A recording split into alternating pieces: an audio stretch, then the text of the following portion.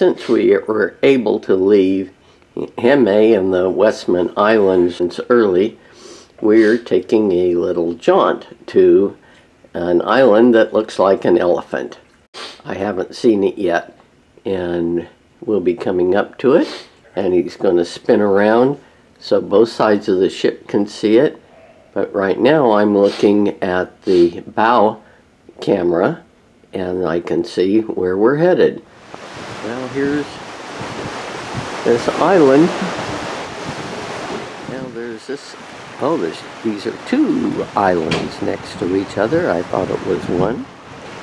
But as we go forward, I can see there's a gap. Actually, there's 3 separate islands here. He's going to go right between. No, he's going into a cave.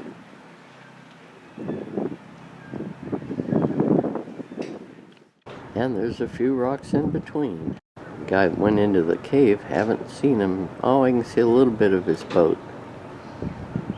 Well, there's no elephant there. I still think the top of the middle one there looks a tad bit like the Sphinx. But we're on the starboard side, and the view of the elephant is off the port. So he's turning around the ship, and we should get a view in a little bit. As we come about, I see there's a small settlement out here. Well, maybe that's what we're looking at. It does look like an elephant's trunk.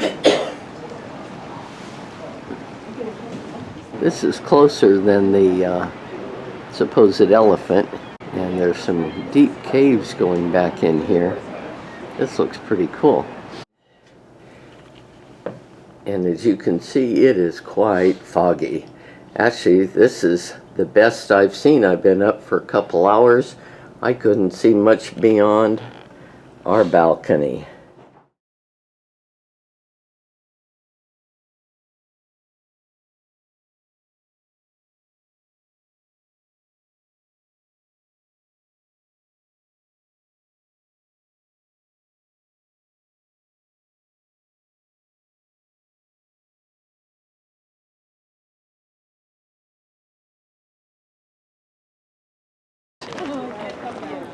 Little harbor here. Going with another group? Yeah. Going with another group? Yeah. But here's their art on a retaining wall. It is so quiet and peaceful. To buy something here. They started business here in this place in the 14th and 15th century on a place on the other side of the fjord. German people from Hamburg and Bremen, they came and sold their things and bought sheep and wool and fish, of course, from the Icelanders. Here we have this person called Hans Jonathan. He was from the Caribbean. Actually, his mother was a slave, and he was bought in St. Croix, and the father was Danish, and he was owned by the governor, the Danish governor, and this old house there. Now we are going to the Stone Museum, and we will go that way here, and you follow me. About 500 people live here. It isn't anymore because we had this system in the fishing area where we put some quota. It's called that if you had a boat, you could only fish 100 tons per year, and the next year and the next year only 100 tons per year, and it wasn't enough for the small boats. So we're in a small museum, and it's collected rocks. Looks like the kind of things my grandfather used to collect.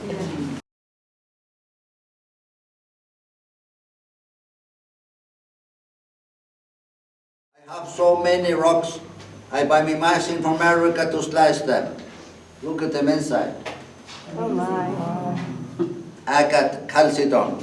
I polish them on the pan for 10 days. Small stones in the tumbler, 6 weeks. This is amethyst. I found this one high in the mountain.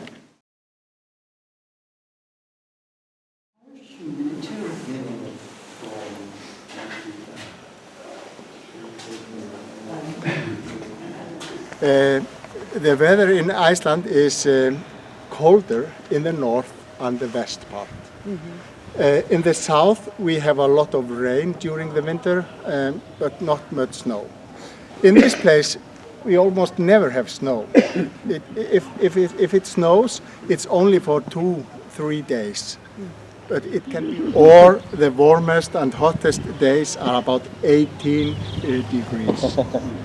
Actually, the warmest day ever in Iceland was here in this place. It's a farm here, a few hundred meters in that direction. It was 30 degrees. And this is the highest mountain coming from directly from the sea in Iceland. It's not the highest mountain in Iceland, but the highest from direct from the sea. It's called the Búlandstindur. Every year almost, if we want them to be nice and good and paint the window. And I'm a bit of a farmer myself. I have Icelandic horses, and also I have small islands out in the bay there, and I'm collecting feathers from a big sea duck called Eder. People from Norway, they came to Iceland, and on their way they moved to Ireland. At the monument. He is not the only slave in Iceland. Our ancestors were slaves in Ireland. And now they have found out by our modern genetic researchers that 25% of people of Iceland today are from Ireland. So before, it was these Irish monks, and they were living here and they were praying. And we can read about that in old writings that they fled, they moved when the Vikings came. On top. And this is where the commercial fishing boats come in. Small houses are for animals, horses and sheep.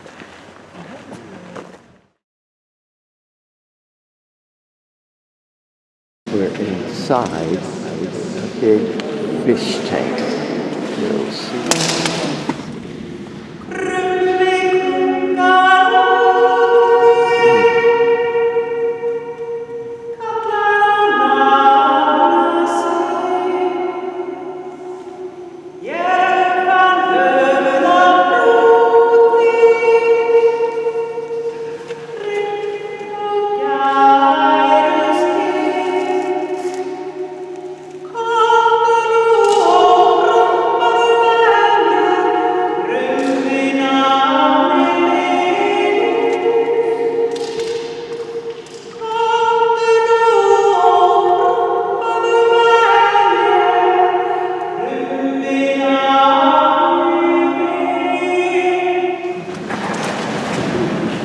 In a silo like that, listen to that woman singing. Beautiful.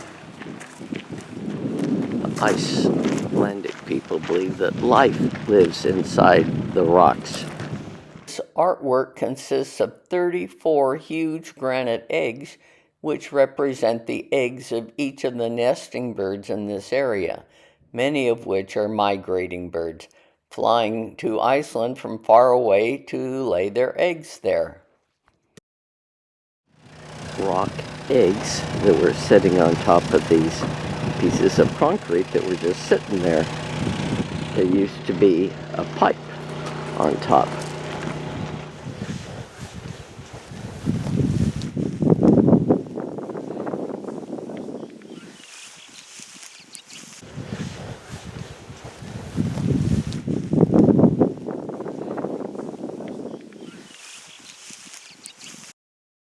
Here's our view at 2:30 in the afternoon. A little clearer than this morning.